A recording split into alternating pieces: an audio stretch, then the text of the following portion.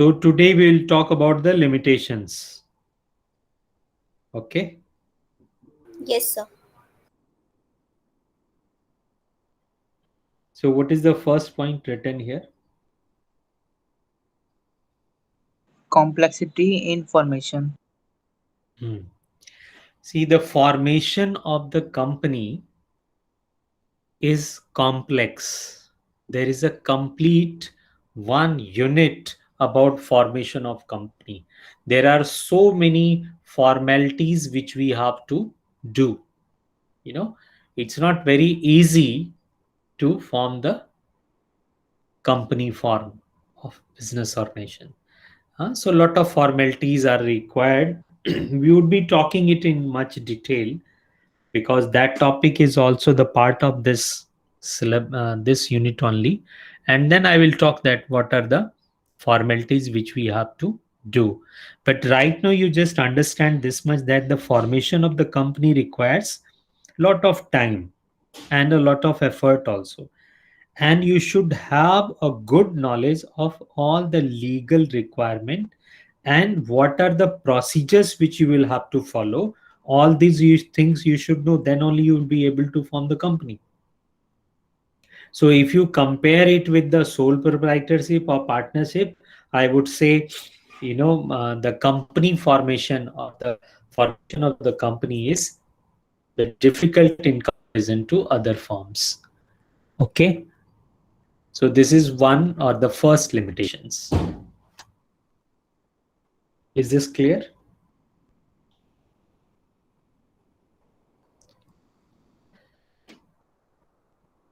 Please keep responding. Yes, Yes, sir. sir. Okay. Then the second point is what? Please read it. Lack of secrecy. So, we know that in business, secrecy plays a very good role, a great role. If we can keep our policy as a secret, then we get an advantage over our competitors. So there is a good role of maintaining secrecy in any business. But what happens? The Companies Act requires each company, especially the public company, to provide from time to time a lot of information to the office of the registrar of the companies, and all such information is available to the general public also. They need to publish their accounts, they need to publish their annual reports in public. So it is very difficult to maintain the complete secrecy about the operation of any such type of business which is running in company form. Is this clear? Yes, sir. Third point.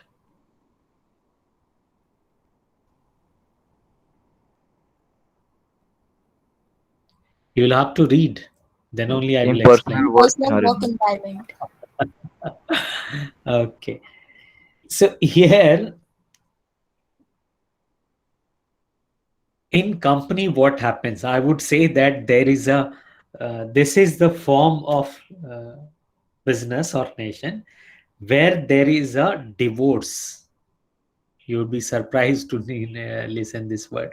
There is a divorce between ownership and management. So we may call it a separation of the ownership and management.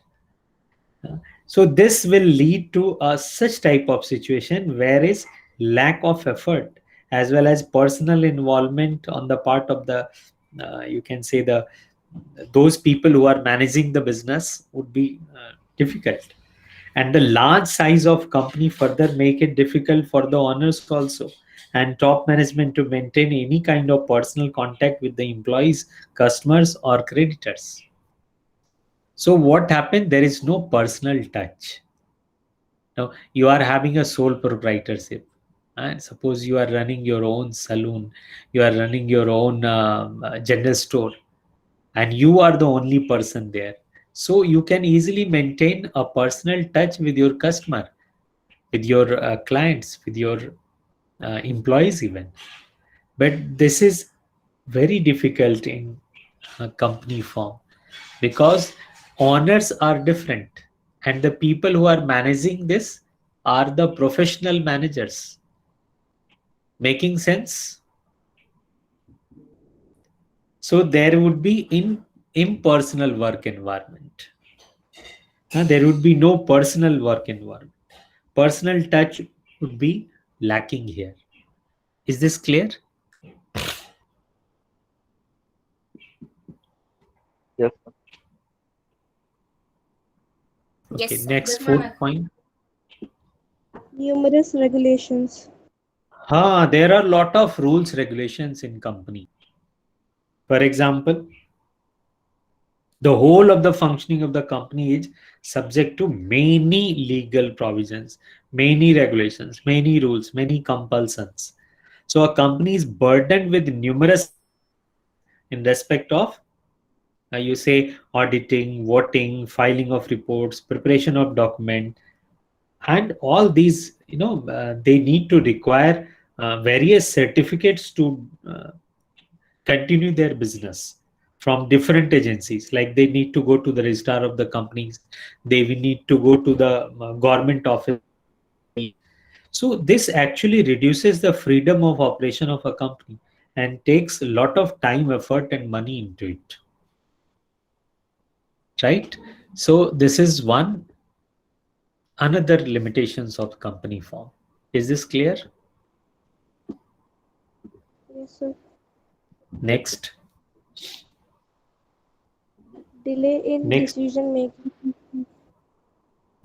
Continue. Delay in decision making. Okay, what does it mean? Like You in can sole explain. proprietorship, there's Sir, like in sole proprietorship, there is a quick decision making, but here there's a delay in decision making because we have to keep in mind Hmm. the regulations and everything. There's Yes. no one person that True. is making the decision, that's why. Very true. Very true.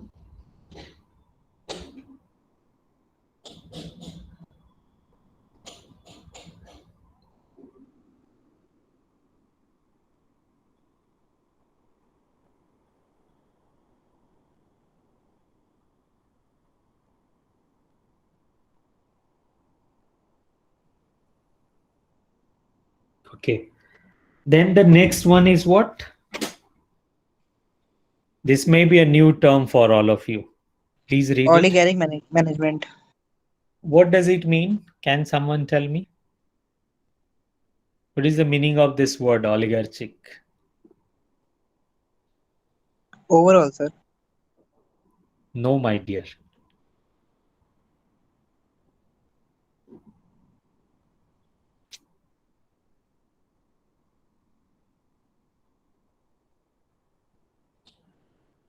This is actually the origin of this word is in Greek language. It's a political term, right? Which means that the control of power in a say organization, in a country, or in a state is in the hands of few, mostly influential people. That is called oligarchic. है ना? जब control जो है वो कुछ लोगों के हाथ में हो जो एक बड़े मास को कंट्रोल करते हो, तो हम उसको ऑलिगार्चिक मैनेजमेंट बोलते हैं. एक पॉलिटिकल टर्म है ना. जैसे डेमोक्रेसी, तो real sense of the democracy is what?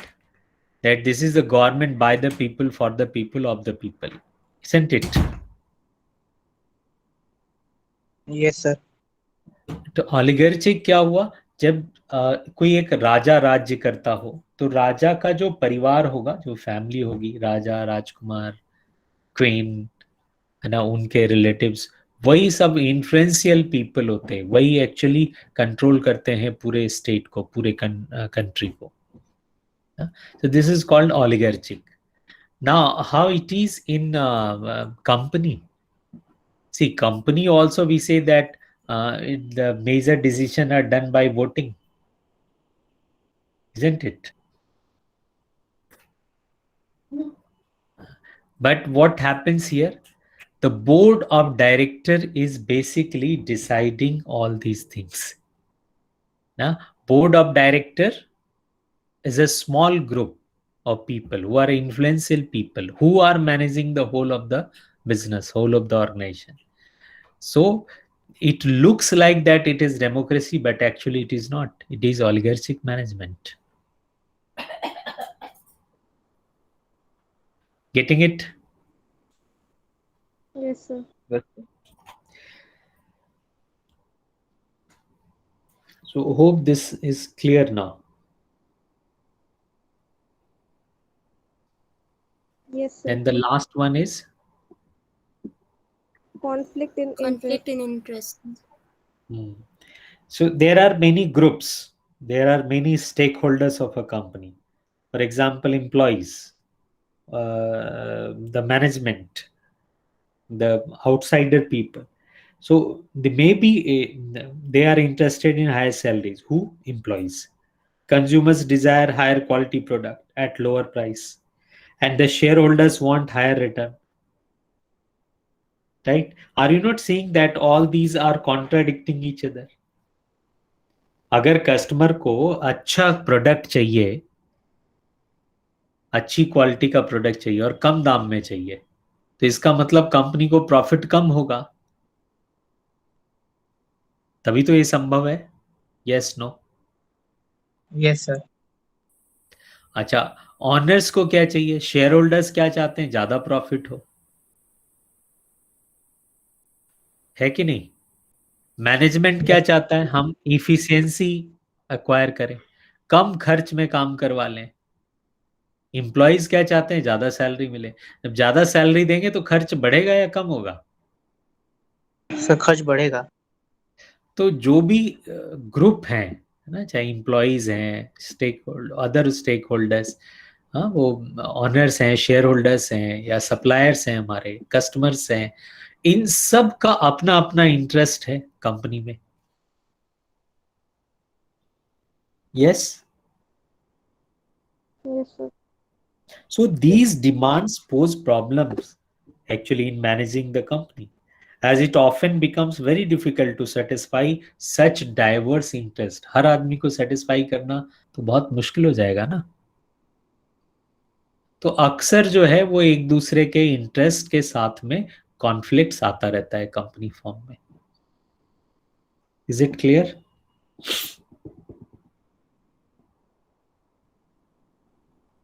Yes. Okay, so now we have completed the study of company form of business organization. Okay,